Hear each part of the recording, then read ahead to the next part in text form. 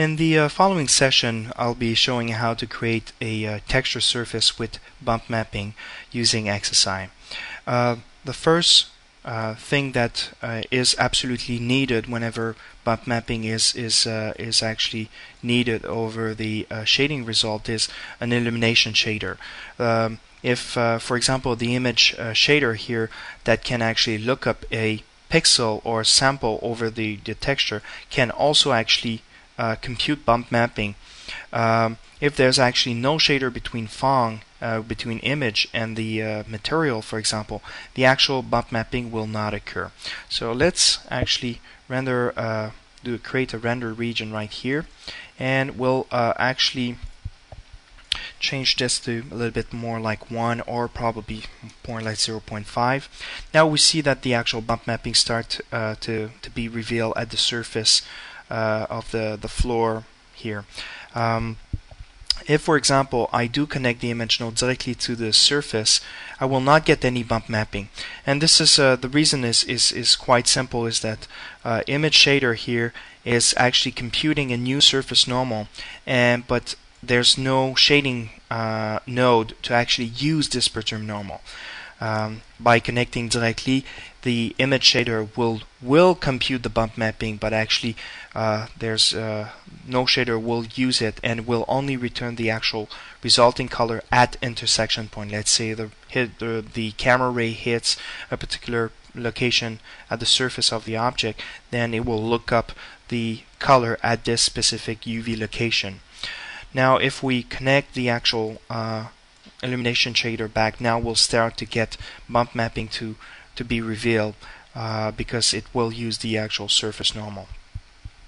Now let's go over some of the parameters. So use alpha speaks by itself. It's really designed to actually use another alpha, so you can start to take your texture, for example, use let's say the effects tree paint and copy, let's say, the luminance information back to the alpha and start to readjust the actual threshold and luminance value in order to extract a very detailed bump map that is up to your requirements.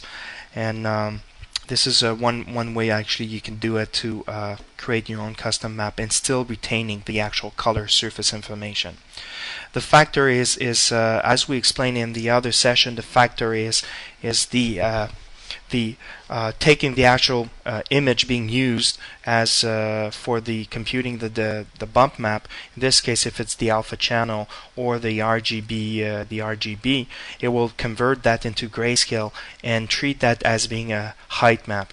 So the factor is the actual the multiplying factor of this height map. Now the bump step defines the actual precision of the bump. So obviously, if you start to make these values pretty large, you'll start to have what we call, let's increase this, you'll start to have shadow or doubling effect here that start to occur, which are not really needed.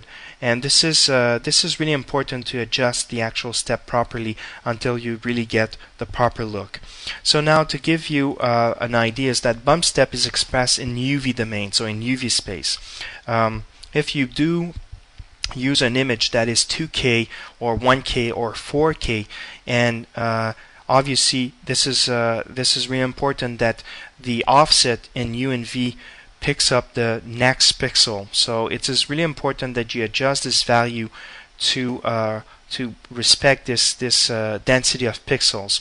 So one way to actually do this is by setting a given value and opening the script editor here and copy the last 3 lines to the script editor and change these value right here. So you could say 1 divided by 10,024.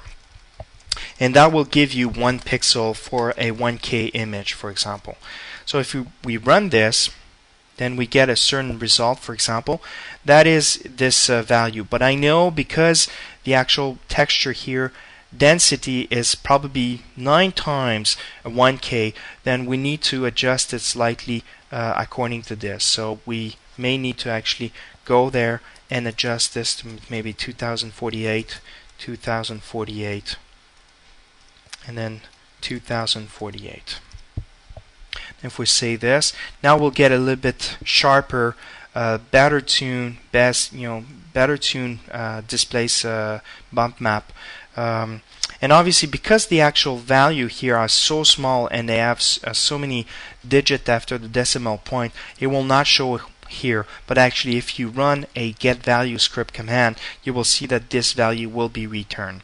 So even though it displays 0, it actually, this value is being used in the actual rendering engine. So that concludes the example for a simple bump map, and I invite you to watch the other session. Thank you.